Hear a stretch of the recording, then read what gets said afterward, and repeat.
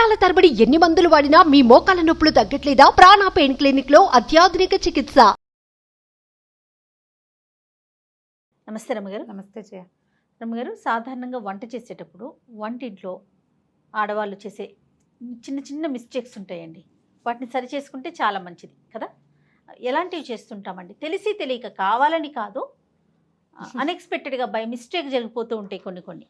అవి వేటిని మనం సరి చేసుకోవాలి? అలవాట్లలో పొరపాట్లు. ఎస్. చిన్న చిన్నవి. కొన్ని ఆరోగ్యానికి చేటు, అవును. కొన్ని ఆరోగ్యానికి చేటుగా ఉంటాయి. కొన్ని ఏమో చూడ్డానికి బాగుండవు. కొన్ని శాస్త్రం ఒప్పుకొని పనులు. కరెక్ట్ అండి. ఎవరైనా చేసేదే. ఇప్పుడు స్నానం చేయకుండా వంట చేయకూడదు అనే సిద్ధాంతం ఒకటి ఉంది జయ. స్నానం చేసి వంట చేసుకోవాలి. స్నానం చేయకపోతే మనం రాత్రి నిద్ర తాలూకు స్ట్రెస్ ఇవి పడుకునే చోట నుంచి వచ్చి వంటలోకి దిగిపోకూడదు. పొద్దున స్నానం చేసేసి వంట చేస్తే ఫ్రెష్గా ఉంటుంది. అవును. అయితే వంట అయ్యేసరికల్లా చెమట పోస్తుంది కదా అంటే మళ్ళీ స్నానం చేస్తే సరిపోతుంది. మళ్ళీ ఒకసారి మొహం కడుక్కుని బట్టలు మార్చుకుంటే సరిపోతుంది. వంట అనేది అంత బృహత్తర కార్యక్రమం కదా. మనం ఏం పొయ్యి దగ్గర కూర్చుంటున్నామా? ఇప్పుడు స్టవ్, ఇండక్షను, అంతే, మైక్రోవేవ్, లేకపోతే రైస్ కుక్కరు, ఇవే కదా మనం వాడుతున్నాం. ఇంట్లో వంటిళ్ళల్లో ఖచ్చితంగా ఎగ్జాస్ట్ ఫ్యాన్ ఉండేలాగా పెట్టుకోండి. చిన్న చిన్న ఇళ్లల్లో కూడా చిట్టి వంటిళ్ళైనా ఒక ఎగ్జాస్ట్ ఫ్యాన్ ఉంచుకోండి. ఇప్పటిదాకా లేకపోతే అందరి ఇళ్లలోనూ చిమ్నీలు ఉంటున్నాయి, ఎగ్జాస్ట్ ఫ్యాన్లు ఉంటున్నాయి. ఎగ్జాస్ట్ ఫ్యాన్ ఉంటే ఏమవుతుందంటే గాలి బయటికి వెళ్ళిపోతుంది, ఆవిరి బయటికి పోతుంది, నూనె వాసనలు బయటికి వెళ్తాయి. మనకంత చెమటగా ఉక్కగా బంకగా అలాగేం ఉండదు. ఎవరింటి కిచెన్లో ఎగ్జాస్ట్ ఫ్యాన్ లేదో పల్లెటూళ్ళల్లో కూడా ఎగ్జాస్ట్ ఫ్యాన్ పెట్టుకోవచ్చు. రకరకాల ఫ్యాన్లు, లైట్లు పెట్టుకుంటాం కదా, దాంతోపాటు ఇది కూడా పెట్టుకుంటే ఇల్లు శుభ్రంగా ఉంటుంది. మీకు కూడా కొంచెం ఫ్రెష్ ఫీల్ ఉంటుంది. ఆ ఇంట్లో మా వంట చేసిన ఘాటు వాసనలన్నీ ఇల్లంతా చుట్టుముట్టకుండా బయటికి వెళ్తాయి. ఇది ఒక పద్ధతి. సూపర్. అయితే స్నానం చేయకుండా వంట చేయొద్దు. Main rule. ఎప్పుడో ఒకప్పుడు హడావిడిగా చేసేయాల్సి వస్తుంది, తప్పదు. ఇంకా అవకాశం లేనప్పుడు చేసేసుకోండి. అవకాశం ఉన్నప్పుడైనా 12 దాకా ఉండి 12కి స్నానం కాకుండా పొద్దున్నే ఓ చెంపు పోసుకోండి. తర్వాత కావాలంటే హెన్నా పెట్టుకోండి, మీ ఇష్టం, మళ్ళీ చేయొచ్చు. హెన్నా పెట్టుకోవాలి, ఆ వాటి కోసమే కదా ఆగుతాం కదా జయ. బట్టలు ఉతుక్కోవాలి, హెన్నా పెట్టుకోవాలి, ఇంకేదో చెయ్యాలి, ఇల్లు ఉడ్చి తడిబెట్టి పెట్టుకోవాలి. ఒక చెంబు నీళ్ళు పోసుకుని స్నానం ఫ్రెష్గా తర్వాత పనులు మొదలు పెట్టుకోండి. అయితే ఇల్లు వాకిలి ఊడ్చాక స్నానం చేస్తే బాగుంటుంది. ఇల్లు ఉడ్చుకోవటం అది పొద్దున్న చేసేస్తాం కదా, పొద్దున్నే చేసేస్తారు. పని వాళ్ళు ఉంటే ఆ వీలు వేరేవి. సాధారణంగా చేయకూడని మిస్టేకు స్నానం చేయకుండా వంట చేయటం. మీ అవకాశాన్ని బట్టి చేయండి అమ్మా. ఇది శాస్త్రం చెప్పిందే అయినప్పటికీ మనం ఇప్పుడు పరుగు జీవితాలు వేరు మనవి. అవును. మనకున్న స్ట్రెస్, మనకున్న టైము, దాన్ని మేనేజ్ చేసుకునేటట్టుగా వీలుగా ఎలాగోలాగా కుదుర్చుకోండి. కనీసం పర్వదినాల్లోనూ పండగల్లో అయినా స్నానం చేసి వంట చేసుకోండి. ఓకే. కనీసం పర్వదినాల్లో ఇదొకటి. తర్వాత జుట్టు విరబోసుకుని వంట చేయొద్దు. నాలాగా ఇంత చిన్న పిల్లకున్న వాళ్ళు కూడా ఒక క్లిప్ పెట్టుకోండి. ఈ వంట చేసేటప్పుడు హెయిర్ మన స్టవ్ మీద కానీ, వంటలో కానీ, నేల మీద కానీ పడితే చీదరగా ఉంటుంది చూసే. తర్వాత జుట్టు ఎంతసేపు ఇట్లా అనుకుంటూ వంట చేయొద్దు. అసలు తల మీదకి చెయ్యి వెళ్ళకూడదు. అది దరిద్రహేతు అని నేను చెప్పనమ్మా, శుభ్రం కాదని చెప్తా ఖచ్చితంగా. వెంట్రుకలు రాలుతాయి, పెద్దవే రాలకల్లా. ఇప్పుడే స్టార్ట్ అవుతున్న చిన్న వెంట్రుక కూడా రాలుతుంది, చేసే పదార్థంలో పడుతుంది. అవును.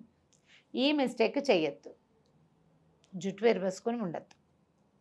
దేవుడి పూజని జుట్టు విరబోసుకొని చేయకూడదు. వంట అదే శ్రద్ధగా చేయాలి. వంట చేసేటప్పుడు దుమదుమలాడుతూ, తిడుతూ, విసుక్కుంటూ చేయబోకండి. మీరెంత ప్రశాంతమైన ఆలోచనలతోటి వంట చేస్తారు, ఎంత తాపీగా, ఎంత టైం మేనేజ్మెంట్తో వంట చేస్తారో వంట అంత చక్కగా కుదురుతుంది. తినే వాళ్ళకి కూడా బాగుంటుంది, వాళ్ళ ఆరోగ్యానికి కూడా మంచిది. మన భర్త మన పిల్లలే తింటారు ఎక్కువగా. ఎప్పుడైనా గెస్ట్లు వస్తారు, ఎవరికైనా ఎక్స్ట్రా వండాల్సి వచ్చినప్పుడు విసుక్కోబోకండి. ఇవి చేయకూడదు, ఇవి చేయకూడదని చెప్తారు పెద్దలు చెప్పే మాటలు. అదేలేండి. విసుగ్గా వంట చేస్తే దాని ఎఫెక్ట్ దాని మీదకి వెళ్తుంది, వంట మీదకి. రుచి కుదిరినా కూడా మన మనసు అందులో లేదు. అవును కదా. రుచి కుదరచ్చు, ఒక్కొక్కసారి కుదురుతుంది. మనకు వంట బాగా చేయి తిరిగిన వంట అయితే ఆ నిద్రలో వేసిన తాలింపులు, ఉప్పు, కారాలన్నీ సరిగ్గానే ఉంటాయి. ఫోకస్డ్గా చేయండి వంట. వంటిల్లు శుభ్రంగా ఉంచుకోండి.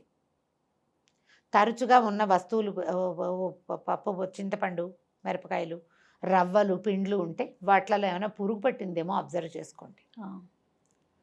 వంటింట్లోకి కొంచెం ఎండ, గాలి, వెలుతురు తగిలేలాగా ఉంచండి. ముందు దేవుడి గది ఎంత శ్రద్ధగా తుడుచుకుంటామో అట్లా శ్రద్ధగా వంటలు తుడవండి. రోజుకి 2 సార్లు తడిబట్ట పెట్టడం మంచిది. వంటింట్లో కాస్త నీళ్ళు చల్లి తుడుచుకున్నా సరే అంతే. స్టవ్ తొడవకుండా, గట్టు తొడవకుండా రోజువారీ వంట చేయొద్దు.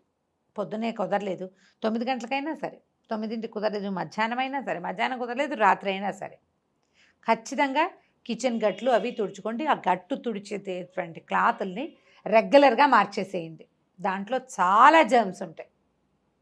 సింక్ క్లీన్గా ఉంచుకోండి. డస్ట్బిన్ ఎప్పుడు సింక్ కింద ఉంచొద్దు.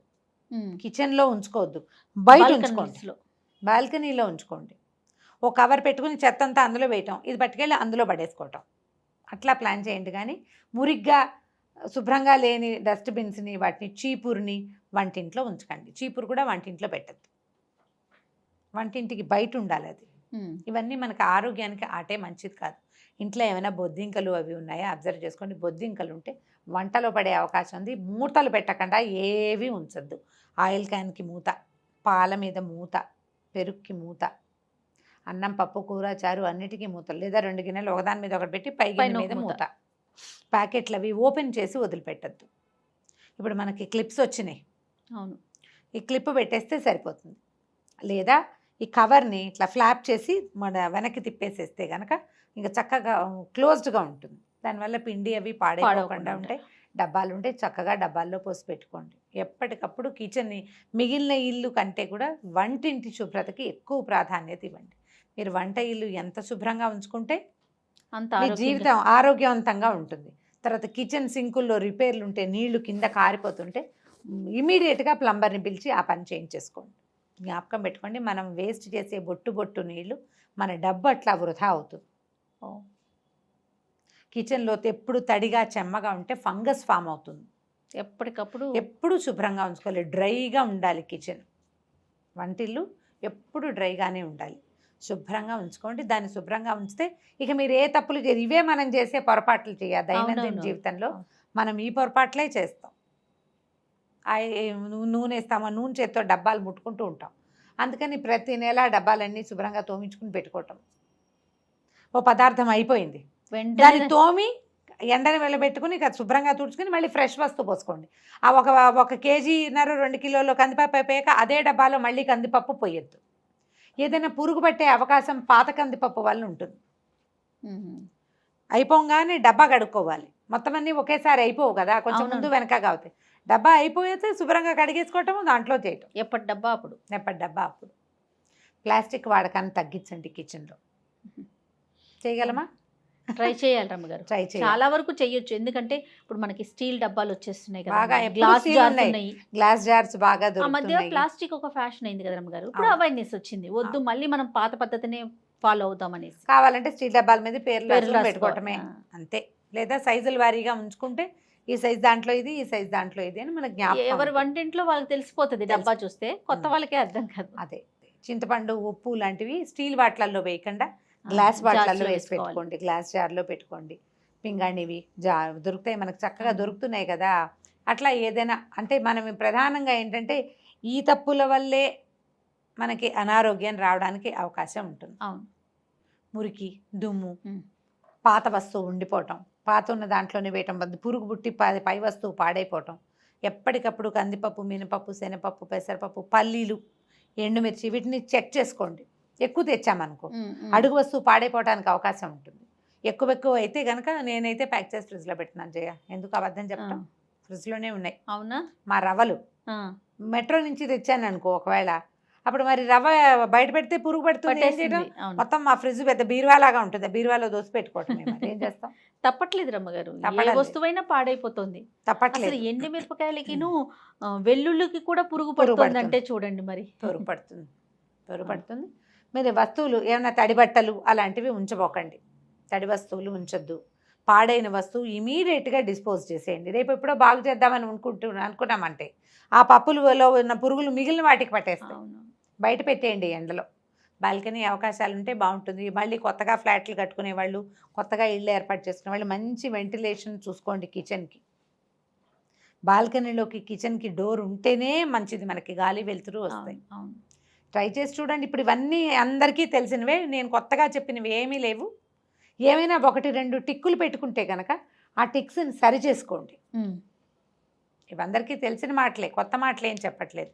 నేనైతే స్ట్రిక్ట్లీ 2 విషయాలు నాకు చెప్పాలనిపించేది ఏంటంటే, శుభ్రంగా ఉండి వంట చేయండి, మురిగ్గా వంట చేయొద్దు. శుభ్రమైన వంటింట్లో వంట చేయండి, అది మీకు మంచిది, ఇంట్లో వాళ్ళకి మంచిది. రైట్. నమస్తే. నమస్తే జయ. సుమన్ టీవీలో మీ పర్సనల్ అండ్ బిజినెస్ ప్రమోషన్స్ కోసం కింది నెంబర్కి కాంటాక్ట్ చేయండి.